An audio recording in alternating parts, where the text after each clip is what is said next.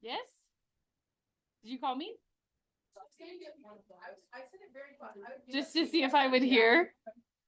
If I was talking to someone, I probably wouldn't have heard. Ooh, and I passed. Yes. Yes. Uh-huh.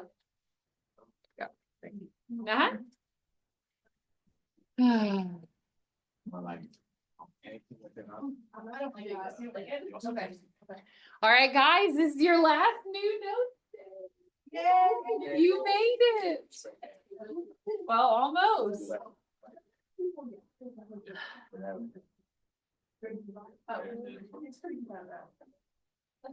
All right. When I was in the class.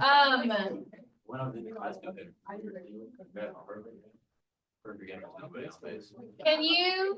Can y'all raise your hand if you were gone last class? Oh, great. Okay, then today should be pretty easy, except not for you, but sorry, Barry.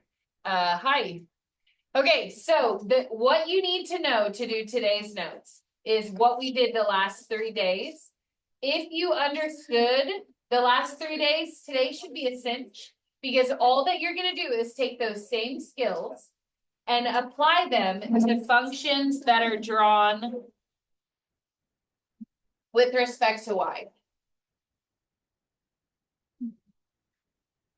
Okay, so this might be a little bit weird, but it really shouldn't be hard. So normally you have equations like y equals, 3x squared or y equals sine x. What do you notice about this whole row of equations? Instead of y equals, they're what? X equals. Okay, these are functions. Instead of with respect to x, they're done with respect to y. So you should be able to graph these, okay, at least somewhat. Okay, based on the rules that you already know for graphing functions with respect to x. So for example, if I'm graphing y equals x squared, what does it look like? What shape?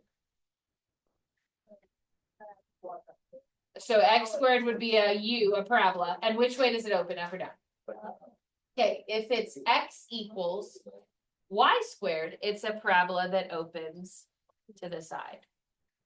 Okay, if it's a positive y squared, it's going to open to the right. Okay, if it's a negative y squared, like on this third graph, which way do you guess it will open?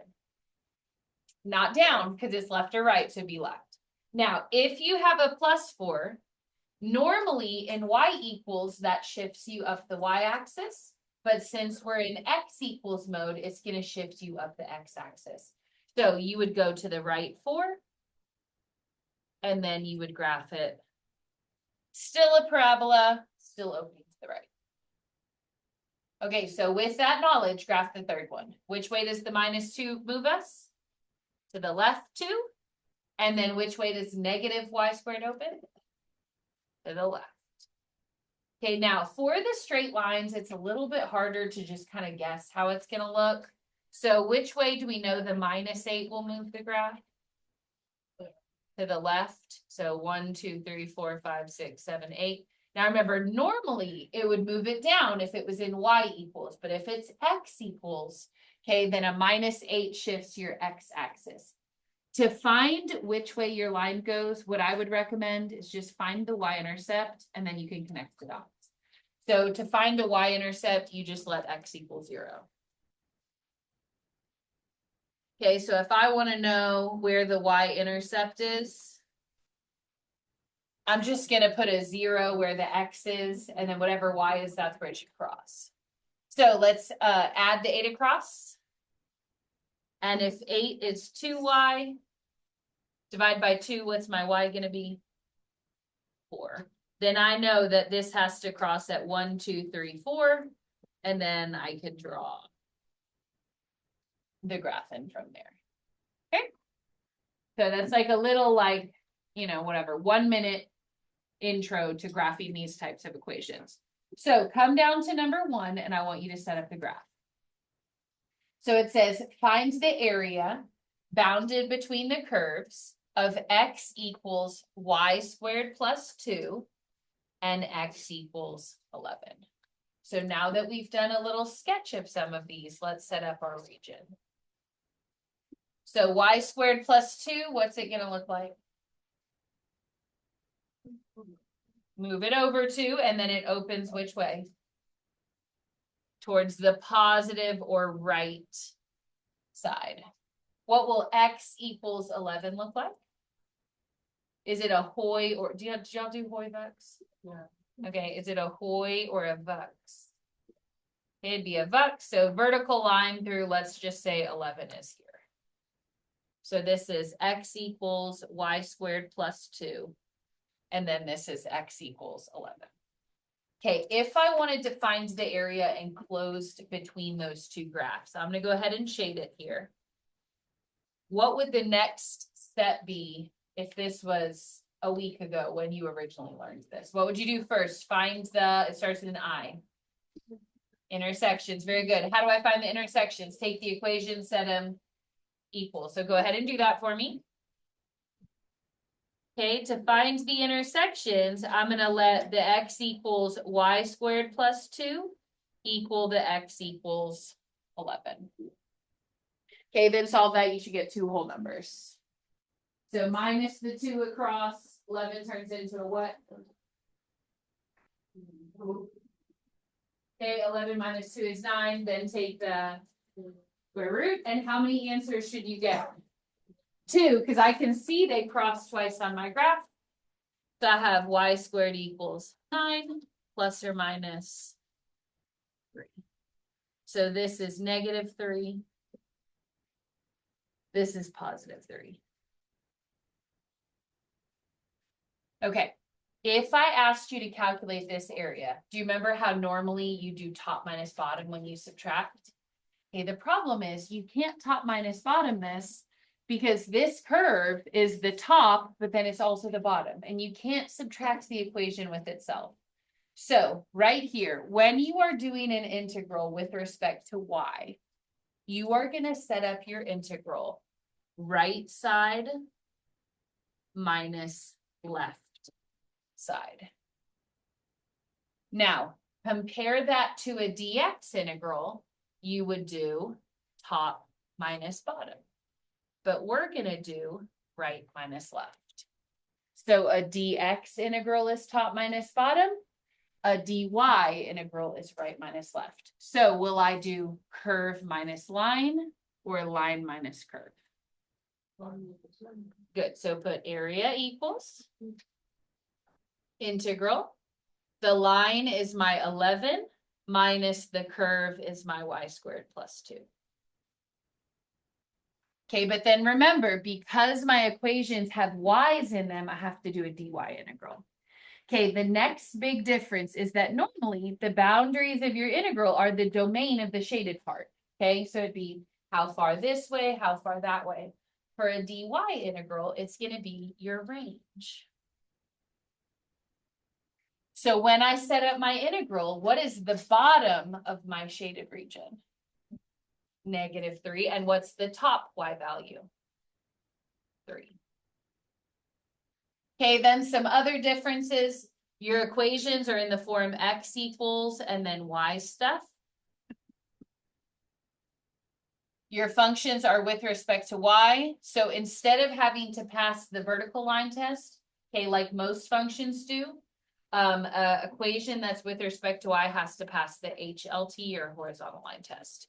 So do you remember how you'd like, some of them called the pencil test? You hold your pencil up and see if it crosses twice. Now you would hold your pencil up this way. So this graph fails the vertical line test. I can't do a dx, but it passes the horizontal line test that allows me to do the integral dy. Okay. And then from there, what would I do next? Just taking the antiderivative here. Would there be anything I should combine first? Yeah, the 11 minus 2 is how many? 9 minus y squared. Then I would take the antiderivative, plug in the endpoints, blah, blah, blah. What is the antiderivative of 9 minus y squared? Minus 1/3 y cubed. Okay, then you would plug in 3 and negative 3, and I'm just going to put blah, blah. Okay, you get the idea from there. Okay, turn the page. Okay, so you'll notice a lot of this stuff, if you understood last week, okay, should be pretty simple to add on to. So go ahead and turn the page for me. Let's look at the next one.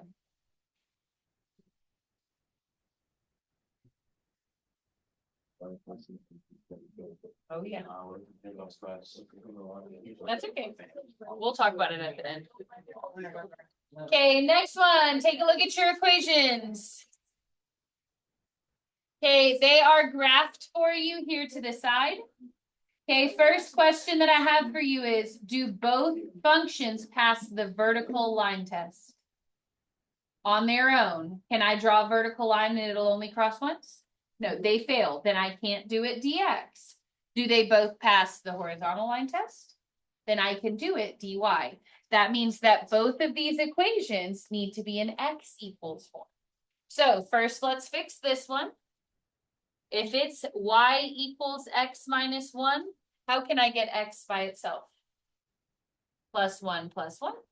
I'm going to redefine the line as x equals y plus 1, and then I'm going to label it here along the side of that line. So we're not going to call it y equals anymore. Now it's an x equals equation. Okay, my second equation was x plus y squared needs to equal 3.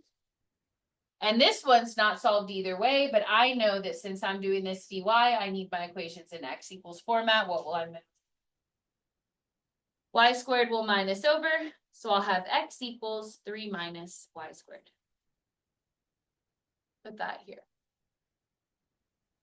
Now remember at the beginning, we kind of sketched these, that this should make sense, that the parabola opens to the left because it's a minus y squared, and then the 3 shifted it 3 units up the x-axis.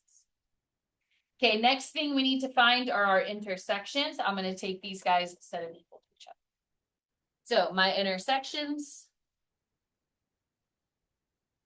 will be y plus 1 equal to 3 minus y squared.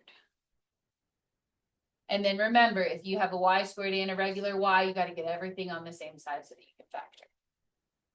So I'm going to minus my 3 across. 1 minus 3 gives me a minus 2. And then if this is a negative y squared, I'm just going to push it across as a positive 1 equal to 0. I need numbers that'll times to 2. What are my only options? 2 and 1.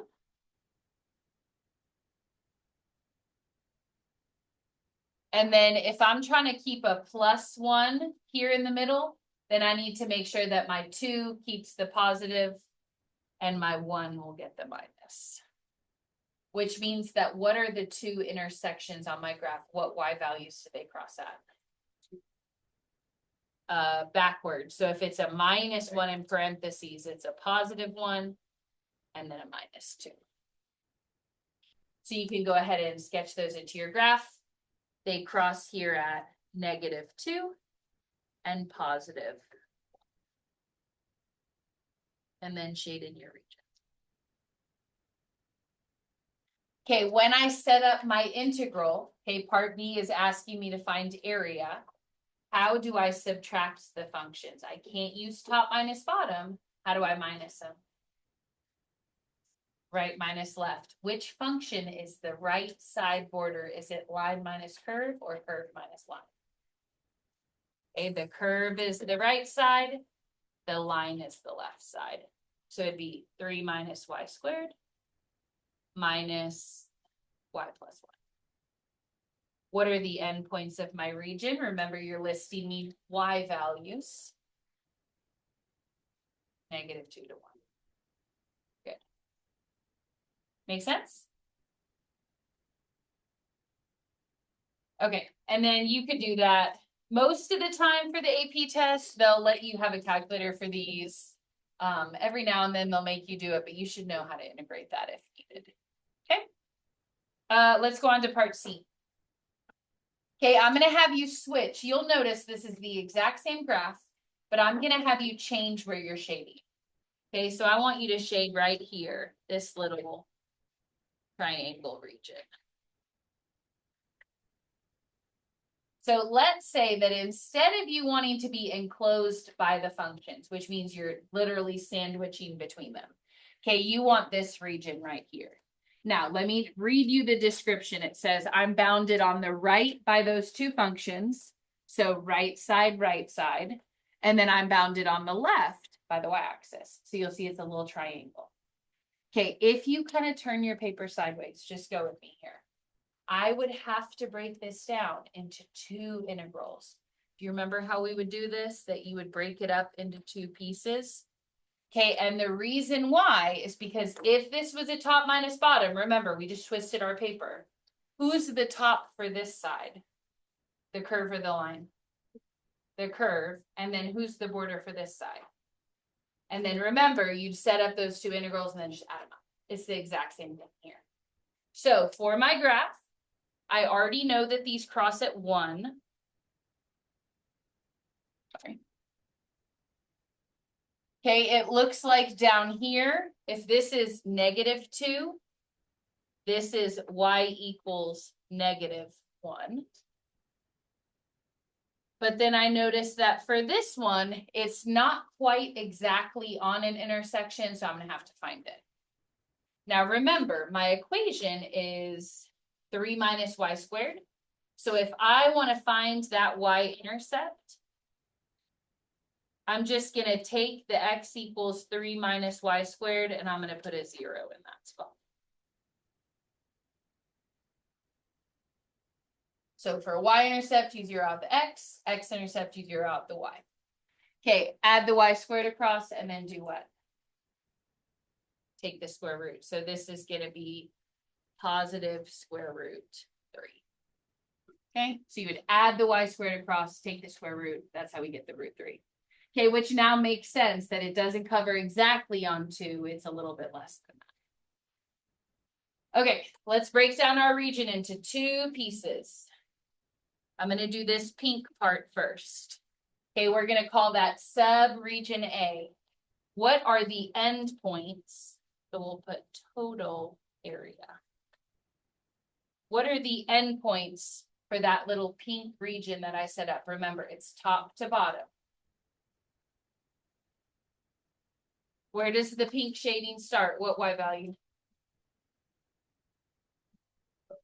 -1. And when does it stop? At +1. And for that pink part, remember, it's right minus left. The right side of that pink region is which function? The line or the curve? The line minus 0. Because remember, right minus left would be the line minus the y-axis is 0. So it'd be y plus 1 minus 0 dy. Plus. So that's your pink section. Now let's do yellow. What are my endpoints? What are my y values between? 1 to root 3. And then for that yellow section of the graph, what is the right side boundary? The 3 minus y squared. And then what's the left side boundary? It would still be 0. So it'd be 3 minus y squared minus 0. Okay. But remember that both of these should be right minus left. Okay. So it's right minus left, right minus left. Okay, but again, why did we have to break that up into two pieces? Because which function is your border changes at 1. That I go from the line being my border to the curve being my border. And if you remember from those notes, I think we called it a cusp region. Okay. All right, turn the page. We're gonna skip A and go down to B. So you have your two equations. X equals y squared is this one. Okay, they gave that to you at the top. And then they gave you y equals x minus 2. Okay, so we can almost skip A, but we have to switch that to x equals. So what will it be as an x equals equation? Y plus 2. So relabel your line as x equals y plus 2. Okay, then from here, I just want you to estimate what the intersections are. Girls, be ready? Okay, so on the bottom, this one, where does it look like it crosses at? Not positive 1, negative 1. And then what about this one? Okay, 2. But then when it tells me to shade, okay, it's very specific about the interval that we want to use. I want to shade all the way from negative 1 to 4. So negative 1 puts me here. I'm going to shade between them. And then when I hit 2, in order for me to stay between these, I'm going to have to keep shading until I hit, we'll just say y equals 4 is here. Okay, this is another where you'll have to break it down into 2 pockets. Here's why. In pocket number 1, which way will I subtract? Curve minus line or line minus curve? Line minus curve. Which way will I have to subtract here? Curve minus line. So you'd have to just basically break it up into 2 separate integrals and then add it together. Let's do the bottom one first. We'll call this region A. This is region B. What are the endpoints for region A? Negative 1 to 2. And then for that section of the graph, we're doing line minus curve.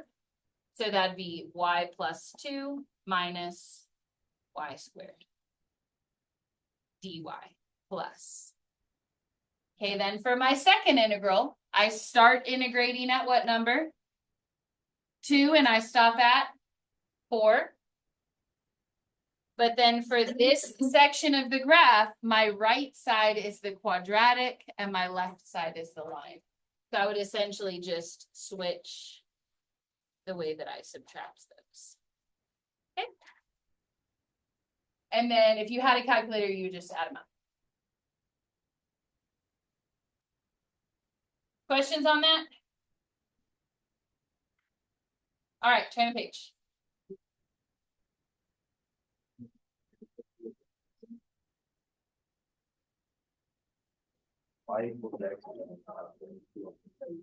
That's a great question. If you're doing a y integral on the calculator, you would just still have x bar.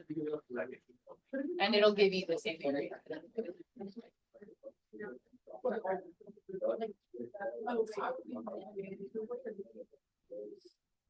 All right. Okay, moving on to the next thing. Remember, we're doing 3 days of dx notes. We're just doing them all in one day. So normally you would integrate your area function. Okay, but your area function would be a function with x's in it. Okay, and if you remember on the cross sections day, okay, typically this is going to be an ellipse, a semicircle, a rectangle, a square, that kind of stuff. Okay, remember that your base always ran top minus bottom. Okay, so today, since we're doing this dy, you're going to integrate still, but it's going to be a function with y's in it. Okay, and then for your base formula, instead of being a top minus bottom, it's going to be a right minus left. Okay, which this should look familiar because it's very similar to area. That instead of your base running top to bottom, now your base is going to run sideways. Okay, and instead of your base being perpendicular to the x-axis, it's going to be perpendicular to the y-axis. Okay, then remember, just like last time, you're using y values for your boundaries, which is the range of the region. Okay, also your equations are in x equals y stuff format. Okay, but all of this you already did. So now we're just taking that knowledge and kind of switching it to dy. So go down to number 4. Okay, set up your region. So we want x equals 3y squared and x equals 12. 3y squared is a parabola. It's going to open to the right. It should also be a little bit skinnier because remember the 3 is going to like pinch your graph in. And then we'll say x equals 12 is here.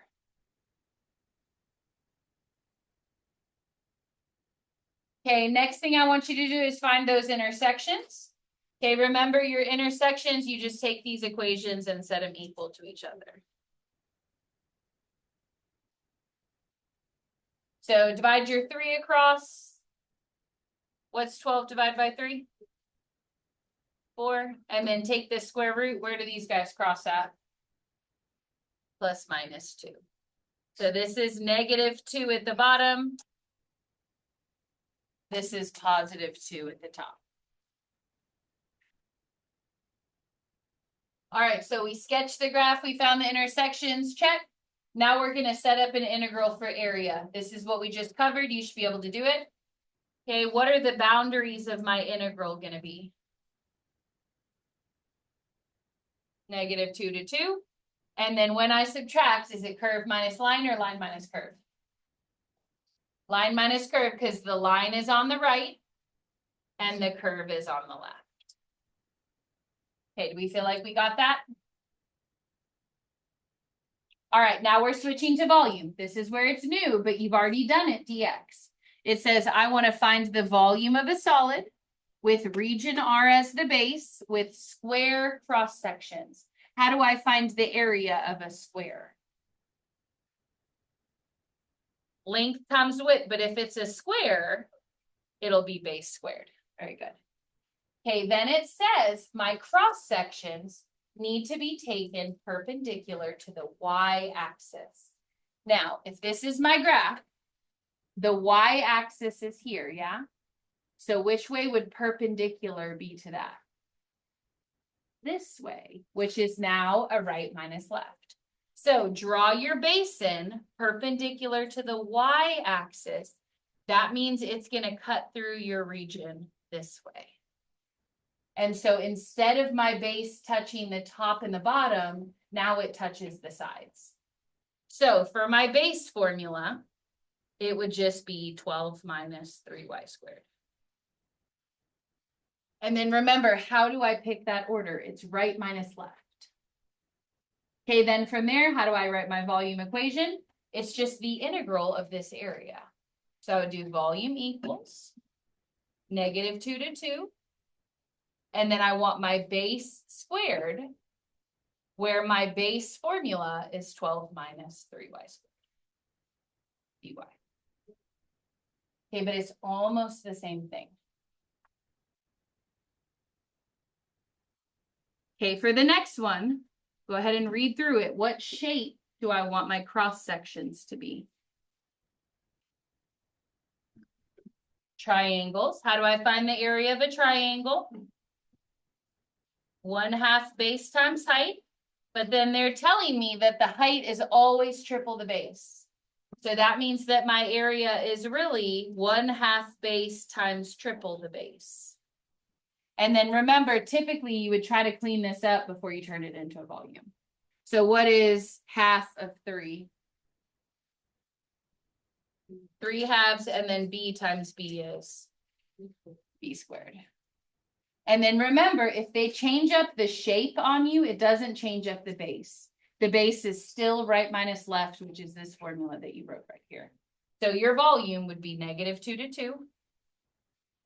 3/2, my base squared. And then I would just take that right minus left formula, sub it in for the base right there. So it'd be 12 minus 3y squared. Okay. And then for most of these types of questions, it will be in the calculator part that you just be typing it in. Okay. Questions on that? All right, go ahead and turn for me, please, all the way to number 6.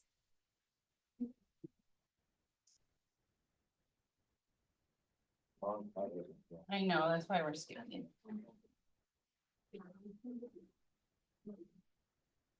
Okay, go ahead and sketch your region.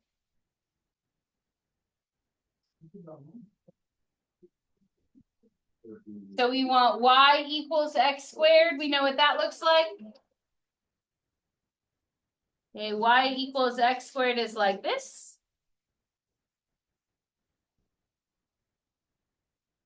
Okay, then it says that I want the x-axis and the line x equals 4. It also tells me I need to stay in quadrant 1. So I have the x-axis, the curve, and then we'll say x equals 4 is here.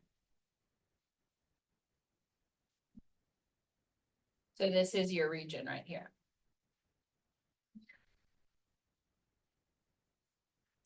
What will this x value be over here? 0. And then this is my y equals x squared. Okay, if they give you a question like this, a lot of times they'll do this where they'll give you this equation in a format that you already know how to graph it. Okay, but then here's the problem. When they ask you to take your cross section, how do they tell you to take it in this last part right here? Perpendicular to what? The y-axis. And if the y-axis is this way, perpendicular to that means it's running sideways. You have to do the question dy then. Okay, so if it says perpendicular to the y-axis, we must do this question as a dy problem. And the big thing that's going to change is how do my equations have to be expressed for me to use them in this format?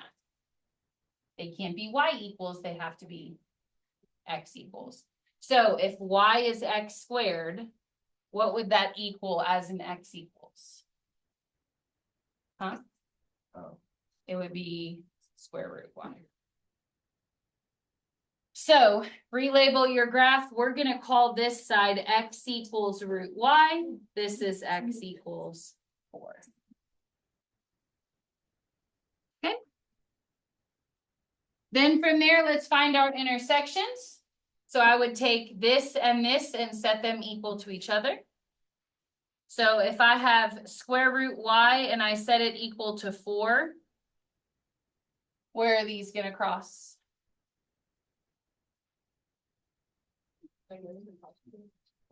But if it's a square root, we would have to square both sides.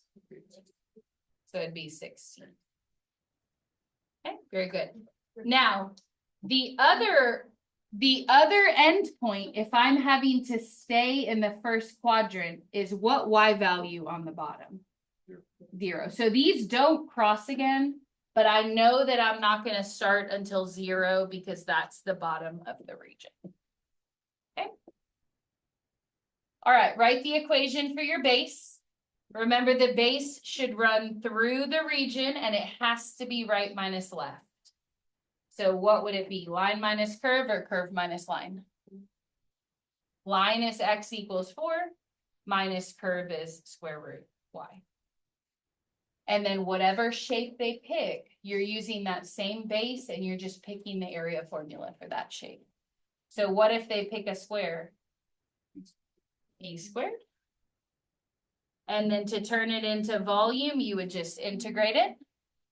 So it'd be 4 minus root y squared. dy between what y values here? 0 and 16.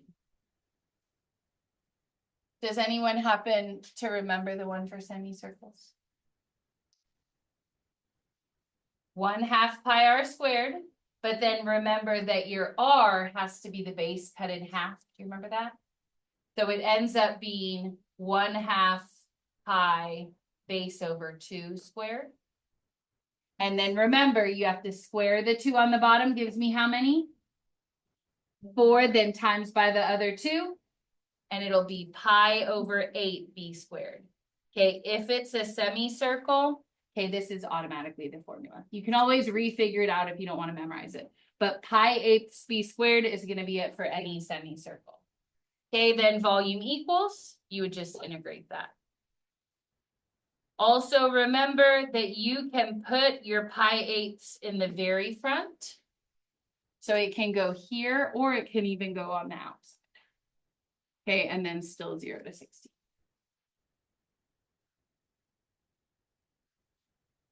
Equilateral triangles, I'm not going to make you refigure it out again, but for equilateral, it's √3/4 b squared. Okay. And you could just look back at your notes if you want to remember how to do that. So it'd be volume equals √3/4 base squared.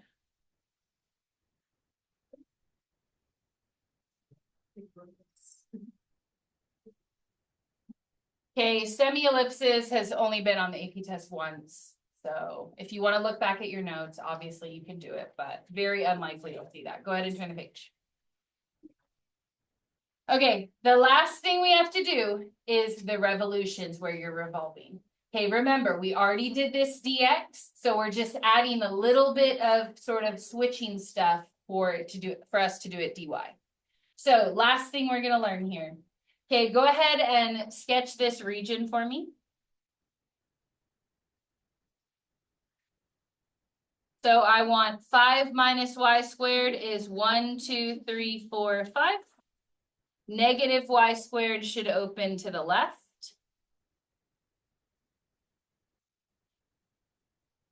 And then we'll say that x equals 1 would be this line right here. So 5 minus y squared, x equals 1. What would your first step be in finishing your graph? What do you still need to find? Okay, the intersections is correct. I'll just tell you they're 2 and -2. Okay. We've done so many of these that hopefully you know. This is a -2. This is a +2.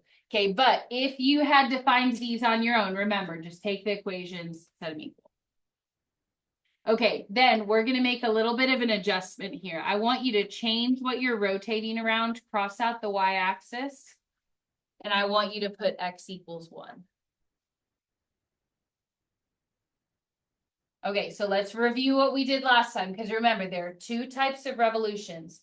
There's when you do have a gap and when you don't have a gap. So if I'm revolving around x equals 1, that's this line right here. Do I have a gap or no gap? No gap. So remember, for a no gap, your r goes from the axis of revolution to the farther away boundary, and you would just call that your capital R. And do you notice that instead of your R running top minus bottom, it's just running right minus left, which is the exact same thing we've been doing all period. So how will I subtract my radius? Line minus curve or curve minus line? Curve minus line. So it'd be 5 minus y squared minus 1. And then remember, if you can clean that up, do it. So the 5 and the 1 you could subtract to make it a 4 minus y squared. Okay, then remember what we talked about last class? If I were to spin this around, that pink line, okay, what would the cross-section shape automatically be if you're revolving it? A circle. So your volume is going to be pi r squared, where your r is the 4 minus y squared. And then what would your endpoints be for your region? 2 on top, -2 on bottom. Okay. So remember that that is called disk method, where you integrate pi r squared because you only have 1 r because it's a no gap. Okay. All right, for washer method, come down to the bottom of your paper. Okay, we're about to do a question for it. But remember that for washer method, this is when you do have the gap. It's pi in the front, big R squared minus little r squared.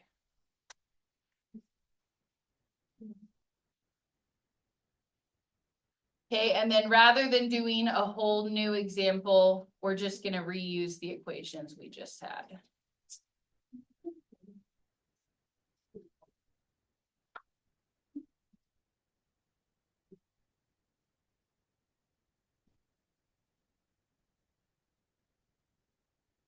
Okay, so I'm just kind of resketching it here. We are going to change the instructions instead of rotating around. Oh, no, wait, x equals -3 is fine. Okay, so this is the y-axis. Where would x equals -3 go? It would go to the left 3, yeah. Okay, so -3 is here. Do I have a gap or no gap? Okay, now you have a gap. And remember that if your region has a gap between it and the line you're rotating around, you're going to have 2 R's. Capital R is the longer one. Shorter R, small r is the shorter one. So your big R should start at the axis of rotation. And it should go to the farther away boundary. And then little r should start at the axis of rotation and go to the closer boundary. And hopefully we already remember that from last time. But instead of top minus bottom, it's right minus left. So when I do my capital R, what is the right side of it touching? 5 minus y squared. And what is the left side of it touching here? -3. So your big R would be 5 minus y squared, bless you, minus -3. Okay, and then if it's minus -3, can we switch that to a plus and just add it to the 5? So your big R is going to be 8 minus y squared. Okay, 8 minus y squared. Then your little r, what are its ends touching? What is this? 1 minus, what's this? -3. And if it's 1 minus -3, we know that's really 1 plus 3, which means your little r is a 4. And then remember, we're using this formula right here. So it's volume equals, make sure your pi goes on the outside. We're still going from -2 to 2. But it's big R squared first minus little r squared second. Okay.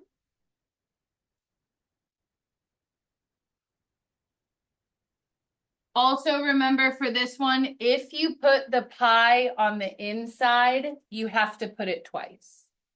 Do you remember that from last time? Okay. Yeah. Okay. I think do you get it? Okay. All right, good. So then here's the deal. Okay, we have 2 things that I need you to do today. The first one is you do not have a new Delta math for this, because typically this might show up on the AP test, but the y equations are not that big of a deal. You need to get some old homework done. And then if you don't already have that sheet for the advisory sessions, they are optional. Okay, but remember, if you go to 6, you have a replacement grade of a 100 for your exam that will factor into your average. Okay, it's optional. So if you don't go, you have to be taking the AP test. But if you need that sheet, get it from yourself. Okay? All right, do old homework. You can do it. That. Do you really get it? I think the rotation was a lot. I didn't get it last time, but then. But today made it better? Yeah, I was doing the Delta math. Ah. Sample, and it showed me it, and it told me to just solve for the little